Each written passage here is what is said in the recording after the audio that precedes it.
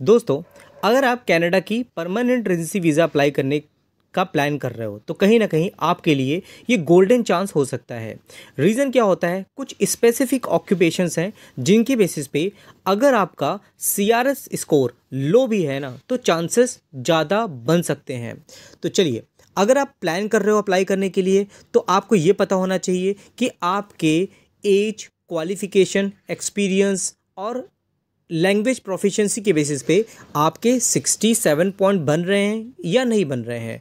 तो अगर आप अप्लाई करना चाह रहे हो तो और अपना एलिजिबिलिटी क्राइटेरिया आप चेक करना चाहते हो तो आप मुझे नीचे दिए गए नंबर पे कांटेक्ट कर सकते हो, अपने प्रोफाइल मुझे व्हाट्सएप कर सकते हो। बेसिक इन्फॉर्मेशन मैंने आपको एक वीडियो में डिटेल में बता रखी है, आप जाकर के उसको जरूर देखिएगा। उसके साथ में होता क्या है कि अगर आपकी occupation in 6 category base occupation में आती है तो कहीं ना कहीं ये ज़्यादा चांसेस होते हैं कि लो सीआरएस में भी आपकी एप्लीकेशन पिक हो सकती है।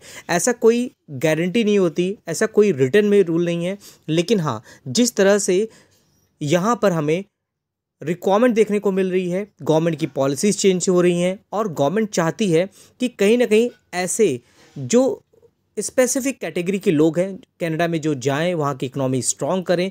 और कहीं ना कहीं आपकी अगर लैंग्वेज प्रोफिशिएंसी अच्छी है, फ्रेंच लैंग्वेज आपको आती है, तो कहीं ना कहीं आपके चांसेस और ज़्यादा बन सकते हैं। अगर हम एजुकेशन की बात करते हैं तो ये जो कैटेगरी है ये बहुत इंपॉर्टेंट रोल अदा कर रही है। इसकी रिक्वायरमेंट हमें प्रोविंशियल नॉमिनी कैटेगरी में भी देखने को मिल जाती है। साथ ही साथ अगर हम हेल्थ केयर की बात करते हैं तो हेल्थ केयर की डिमांड पहले भी थी और आने वाले टाइम पे भी हमें देखने को मिल सकती है। अब डिपेंड करता है हेल्थ केयर में आपका ऑक्यूपेशन कौन सा है।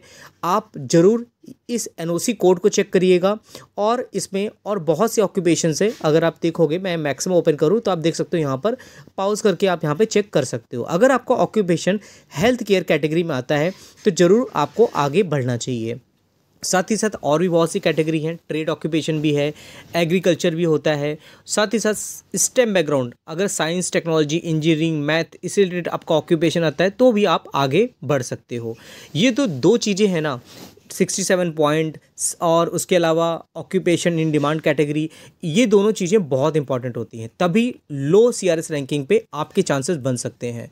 जैसा कि मैं आपको अगर दिखाऊं तो देखिए, एजुकेशन ऑक्यूपेशन की अगर देखेंगे यहाँ पर तो पहले जो जनरल कैटेगरी थी उसमें जो सीआरएस रैंकिंग थी काफ़ी हाई जा रही थी, 490 500 के अबव जा रही थी।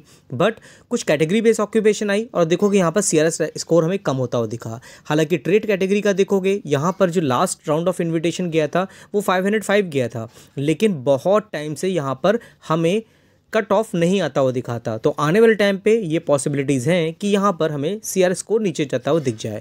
बाकी प्रोविंशियल नॉमिनी कैटेगरी में बहुत ज़्यादा अपॉर्चुनिटी देखने को मिल रही है।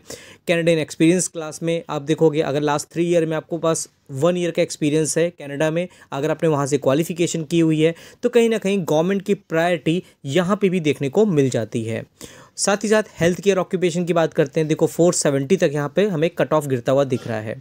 तो कहीं ना कहीं 450 से लेकर के 500 के बीच में अगर आपकी सीआरएस रैंकिंग मैच करती है और अगर उससे भी नीचे आपकी सीआरएस स्कोर बनता है तो कहीं ना कहीं प्रोविंशियल नॉमिनी कैटेगरी के थ्रू भी आपका ऑक्यूपेशन पिक हो सकता है।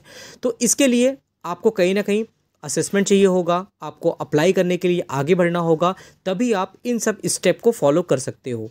क्यों? क्योंकि पहले आपका एजुकेशन का क्रेडेंशियल होता है, उसके बाद आपको पीटी या आइल्स का एग्ज़ाम देना होता है, उसके बाद आपका ईओआई फाइल होता है, प्रोविंशियल नॉमिनी कैटेगरी में केस फाइल होता है, उसके बाद जो मेन सबका सपना होता है सीओपीआर, ये आपको आपके हाथ में मिलता हुआ दिख सकता है। हो सकता है नेक्स्ट नंबर आपका हो। ये सब चीज़ें अगर आप चाहते हो तो कहीं ना कहीं आपको एक स्टेप आगे बढ़ाना चाहिए। तो ओवरऑल दोस्तों, कंक्लूजन यही है कि अगर आप इंटरेस्टेड हो कनाडा पीआर अप्लाई करने के लिए और आपका प्रोफेशन डिमांड लिस्ट में आता है, अगर आप एलिजिबिलिटी क्राइटेरिया को मैच करते हो, अगर आप अपना असेसमेंट कराना चाहते हो तो मुझे नीचे दिए गए नंबर पे कांटेक्ट कर सकते हो, व्हाट्सएप कर सकते हो। तो ठीक दोस्तों, आई होप ये वीडियो आपके लिए हेल्पफुल हुआ होगा। ऐसे बहुत से वीडियोज़ हैं जो मैं आपके लेके आता रहता हूँ। चैनल को आप ज़रूर फॉलो करिए, लोगों से साथ शेयर भी करिए और चैनल को सब्सक्राइब करना मत भूलिए, क्योंकि वीडियोज़ बहुत लोग देखते हैं बट सब्सक्राइब बहुत लिमिटेड लोग करते हैं। तो ठीक है, फिर मिलते हैं नेक्स्ट वीडियो में कुछ ऐसी अच्छी इन्फॉर्मेशन के साथ में। तब तक के लिए थैंक यू।